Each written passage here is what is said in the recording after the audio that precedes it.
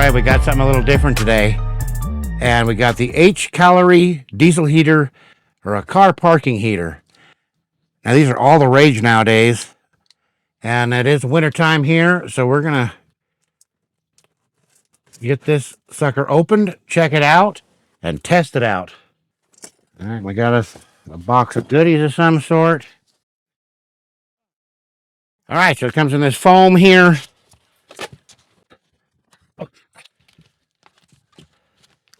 All right, this is called the Hcalory Toolbox 2. So this is an upgraded version from the last year's version, I guess, where they've integrated this, the gas tank and stuff, and has several different modifications compared to what their previous one was. So let's take a look. So we got this nice handle here that's really thick. And we'll see what's inside here.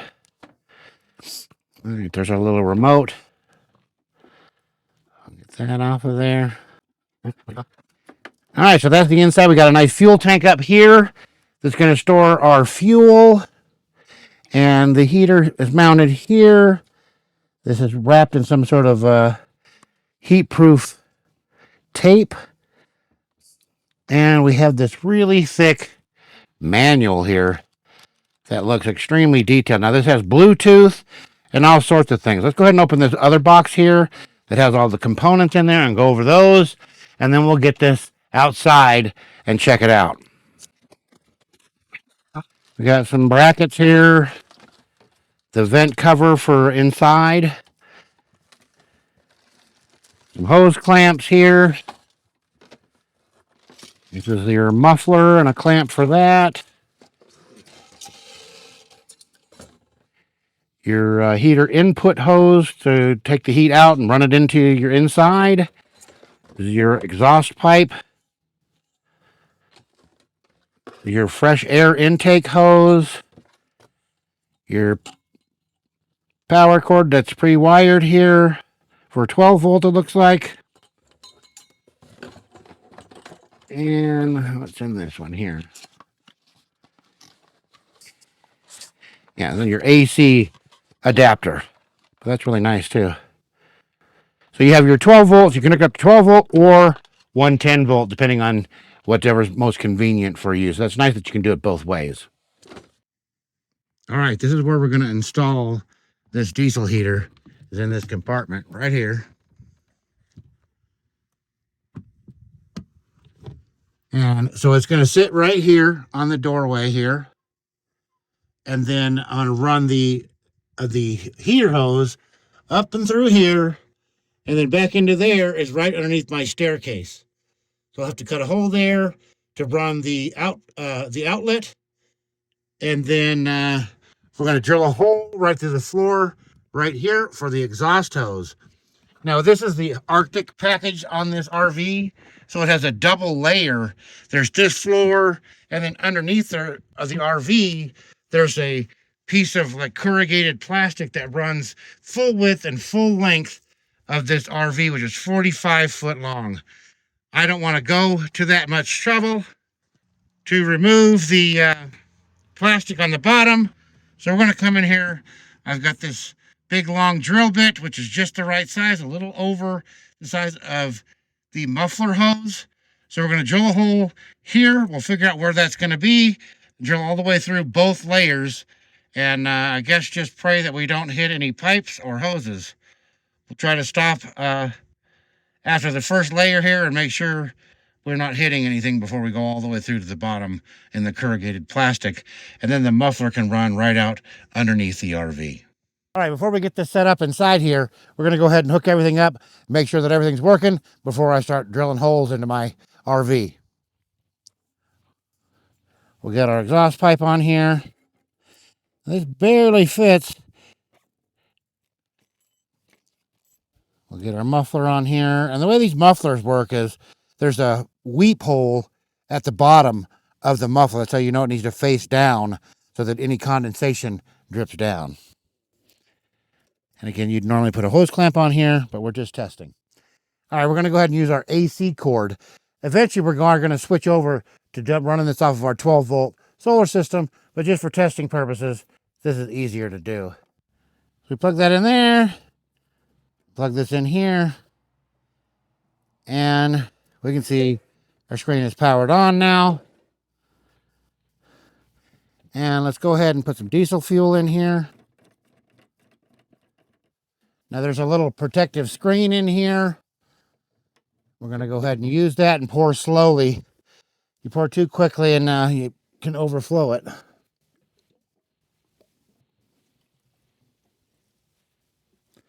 You know what? Let's go ahead and open this up so we can see how full the tank is. Some of the other ones I've seen have a little visible slot, and it would be nice if they added that in their next iteration, some sort of way to see the tank level so that you know when it is, how full it is. All right, we're only going to fill this about halfway. Got me a mess going here. But I've got it all down the front of the electronics here and everything else. So I do recommend getting a good gas can or fuel can if you're going to have this, and keep it nice and neat. All right, so we got half a tank of fuel here. And the way first thing you want to do is prime the pump. And the way you do that is you push the up and down keys at the same time. And then you should start hearing the fuel pump. You want to hold those down until you see the fuel coming up here. All right, we got it powered on. We just hit the power button there. Now we are at a high altitude, and the way that you activate the high altitude mode is you press the OK button and this button, which will give you that symbol right there. It's already on, but you should be able to turn it off doing the same thing. So both of those buttons turns on the automatic altitude adjustment. All right, to turn it on, you push and hold this power button for a couple of seconds, and you can adjust your heat setting. We're going to put it on 10 to get this really rocking and rolling. All right, so our ignition plug's light has come on, and that should mean it's getting started. All right, so we got nice warm air coming out of here now. Let's go ahead and get this installed. All right, we're going to go ahead and try this Forstner bit on this first layer so I don't accidentally go through. And this bit is a little bit larger than the other bit. We want to leave a little bit of room for ourselves to have for that exhaust pipe, so it's not touching right on this plastic stuff either. So I'm trying not to go too far so I don't accidentally hit any wires or anything that might be under here.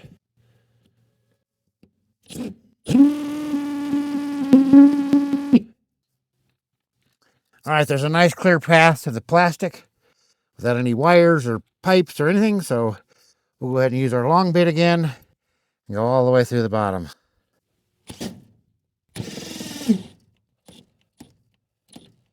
This little drill ain't got enough juice. What we got going on here is this metal wraps all the way around here. So that hole is trying to drill through this metal, and this is absolutely the wrong kind of bit. So it's stopping this Milwaukee M12. I'm hoping that maybe my Ryobi 18 volt will have a little bit more power to get through there. It's about halfway through now. I might just have to keep jamming at it until it finally goes through. But I don't have anything that could run a regular drill bit that would be for metal that's this size, so we're going to have to make do here. I only use this bit for digging holes in dirt, for the most part, like an auger bit. So it's not that big a deal if it gets a little screwed up.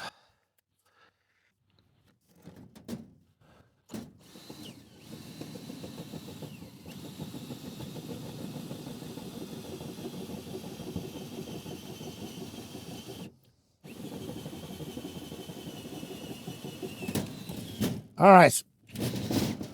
So all you Milwaukee fans who make fun of people with the Robbie drill, there you have it. The 18 volt Robbie does what the Milwaukee 12 volt can't.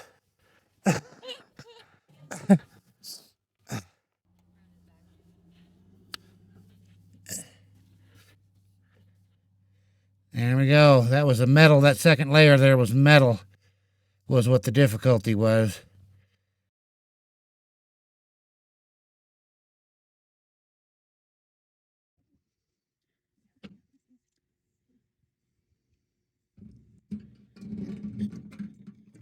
Well, this is the hose that came with it, fully extended.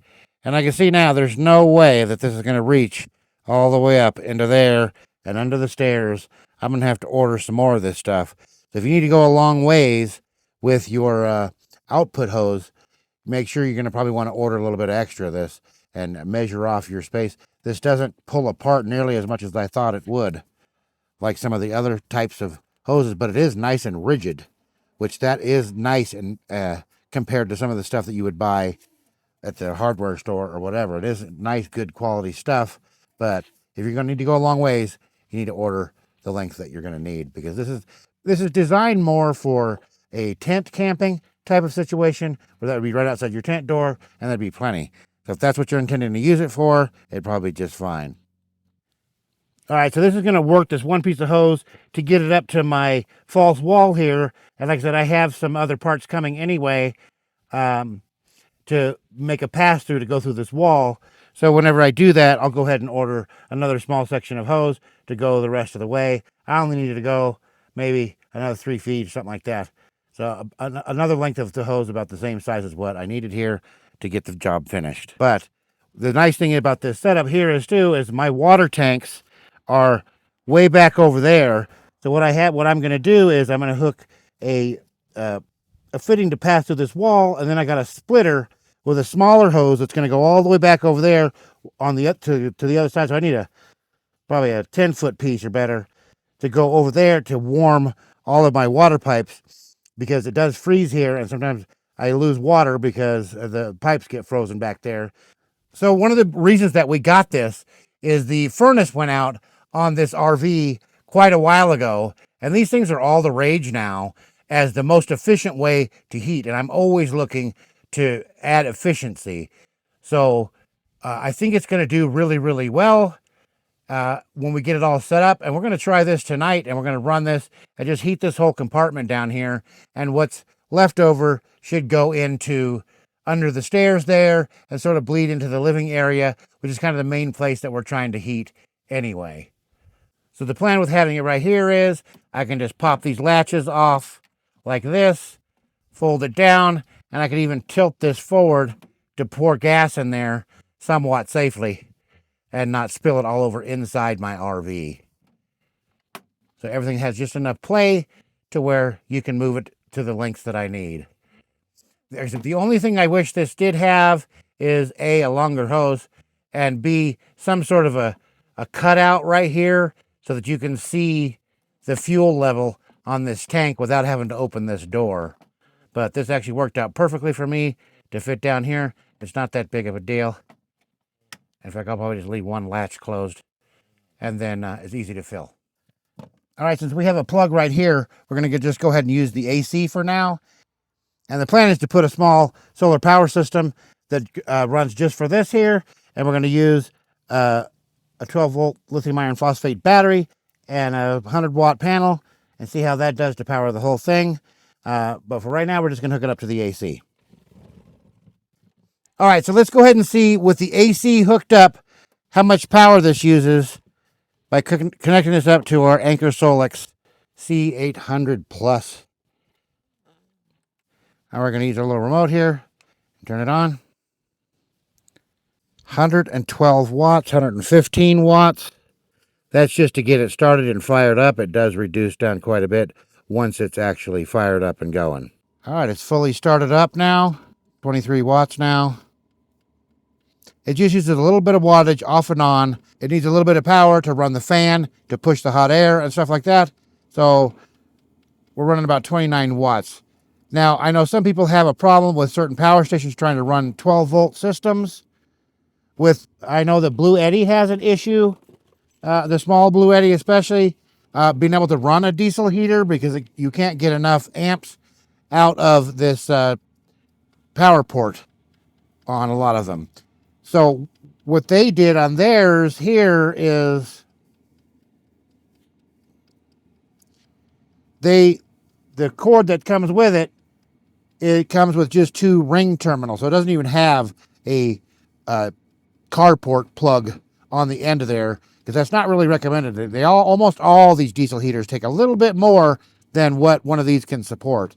Even the ones that can support it, it's kind of overdoing it a little bit. So I don't recommend using a carport plug anyway to run a diesel heater. Maybe the smaller 5,000 kilowatt ones can do that, but on you get a bigger one, you're going to need to hook it right to a battery or something like that, or the AC on the power station. That's what is nice, is this one comes with both the AC and the DC cords, so you can hook it up either way. All right, let's fire this up again, and then we'll take a look at the app. All right, this is what it looks like when you first fire up the app. We're going to go ahead and activate the heater by clicking the heating button here and activate it. And there's a couple of different modes here. Right now we're in what they are calling gear mode, which is just a numbered mode basically. And then we're going to go ahead and turn on the temperature mode, where we can set an actual thermostat. I personally like to just use the gear mode and set it to the setting that I want to use.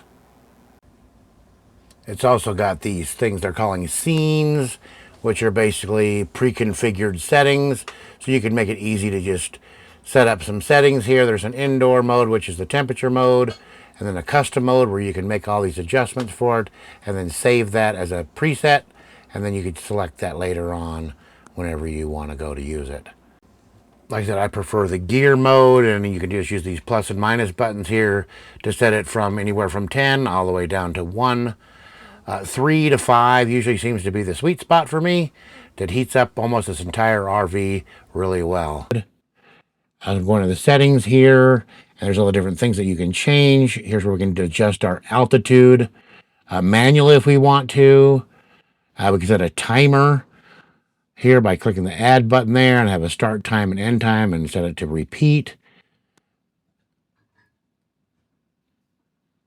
And of course you have your language setting, your altitude, and your temperature format, of Fahrenheit or Celsius. And that's pretty much what the app looks like. I'm pretty happy so far, and I will follow up in a few weeks whenever I get those parts and show you the rest of the installation and give you some measurements on the results of what we've got. But so far, and then I can maybe report back how much fuel consumption and stuff like that it uses, because I'm really not sure what the fuel efficiency is. Everybody on YouTube tends to say that these are the most efficient way to heat, and we're going to find out. So that's it for this video.